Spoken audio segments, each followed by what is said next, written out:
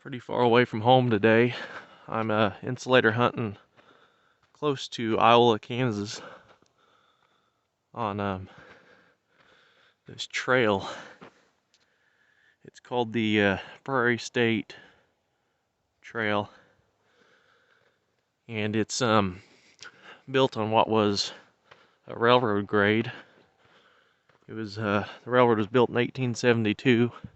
It was the Leavenworth, Lawrence, and Galveston Railroad, and it was bought by the Santa Fe in 1880. And I believe it closed down in the early 90s, and it was converted to this rail trail that's here now.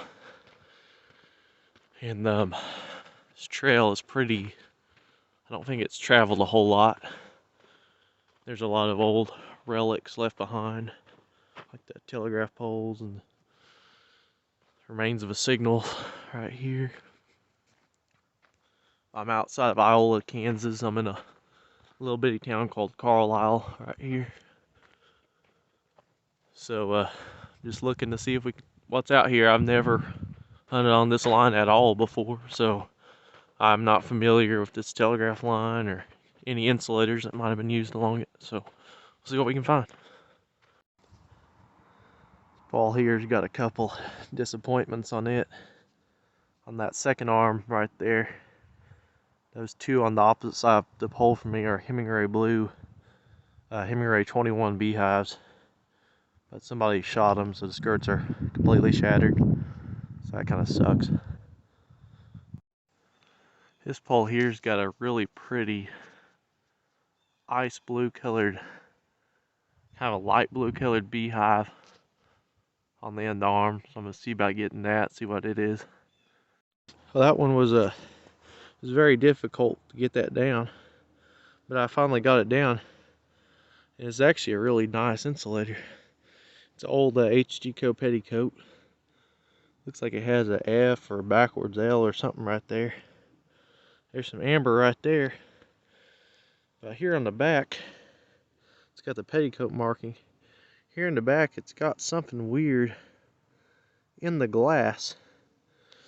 And I actually looked, got feeling for it right here. That is actually a, whatever the hell that is actually in the glass itself. So there's some junk in the glass, and plus it's kind of a blizzard insulator too. There's a lot of fizz, a lot of small bubbles, a decent sized bubble right there. So that's really a pretty insulator. It's kind of a real nice light blue color, kind of light blue aqua. Definitely an early beehive. But it's on this pole right here on that very top arm, right? It was very, very difficult to get it, but definitely well worth it. So that might be the best insulator I find all day today, because it's a real pretty early beehive, and it's got all those bubbles in it, and it's got that junk in glass. So that's actually really a pretty good insulator. So I'll keep walking and see what else we find. There's a iced over pond here. You can tell this is a very old railroad bridge, stone, cobblestone abutments. It's been converted nicely into this trail bridge. This line actually has more insulators and glass on it than I thought it would, considering this is a trail now. Pretty much anybody can walk down it pretty easily, but it's nice and pretty out. It's real cold out today. It's probably in the, well, I guess it's in about the mid-20s, I think, right now. See that old cobblestone piling? This will definitely be the earliest railroad I've ever hunted on. See a telegraph wire going out across the creek there. This railroad was built, like I said, in 1872, so it's very early. It's 150 years ago it was built, so I've never hunted on a line this old before. So that gives me a little bit of hope. But keep walking and see what we find. This pole here's got another broken Hemingway blue, number 20, Hemingway 21. And it's got two aqua Hemingway 21s next to it. And these are the newer Hemingway 21s. They're almost, I think they call it kind of a teepee style beehive.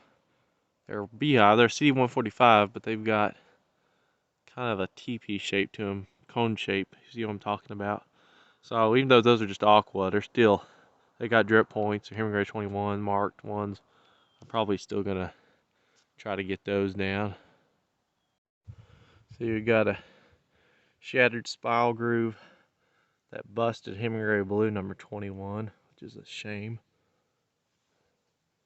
And then those two aqua Hemingway 21s at the end that still look like they're in near mint condition. This pole here looks like an older one, so we'll get those two good condition beehives. Found a Brookfield bee beehive right here. Get it off the pen.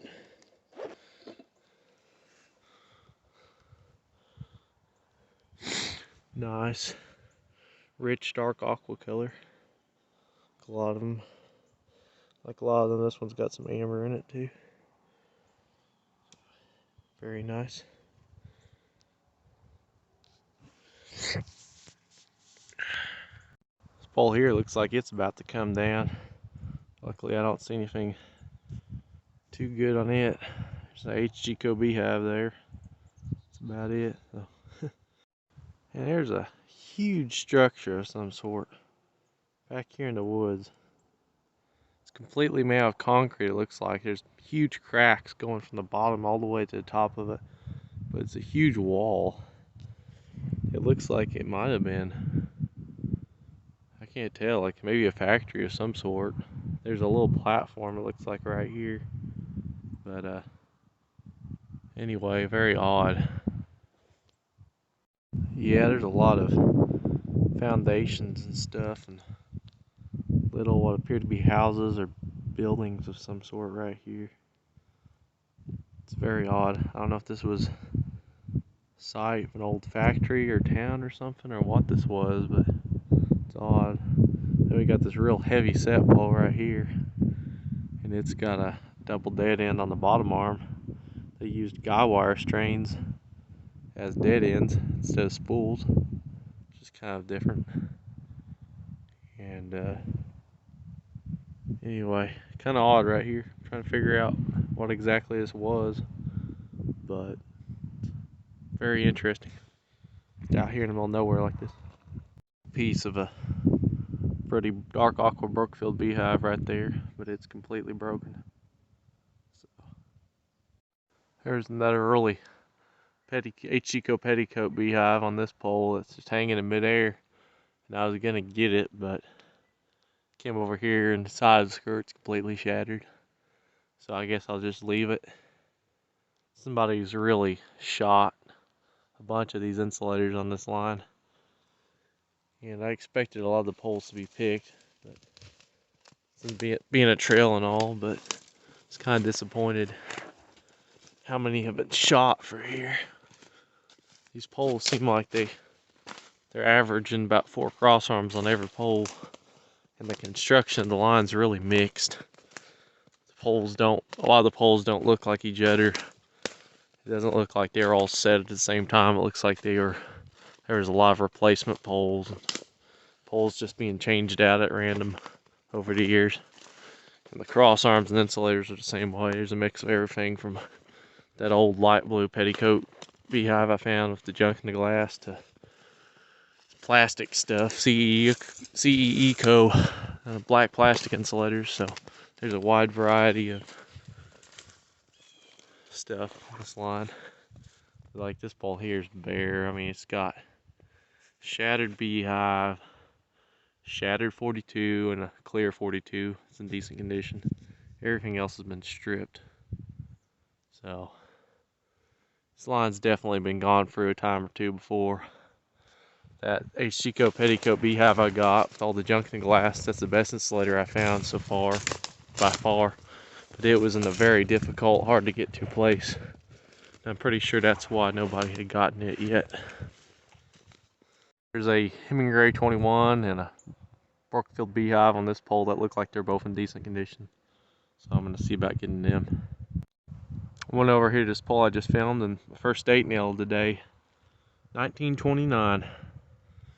So very similar year to that line I've been hunting in Bristow.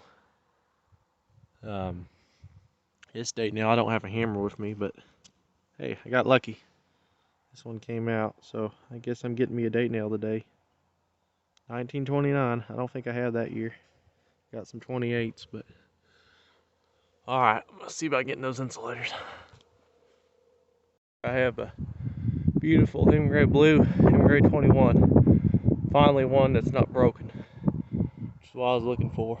And an aqua one on that underarm bracket.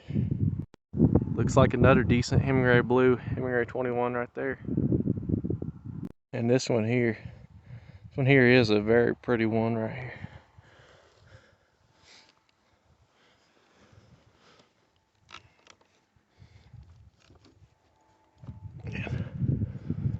Won't come off the pin. I have to put my camera down.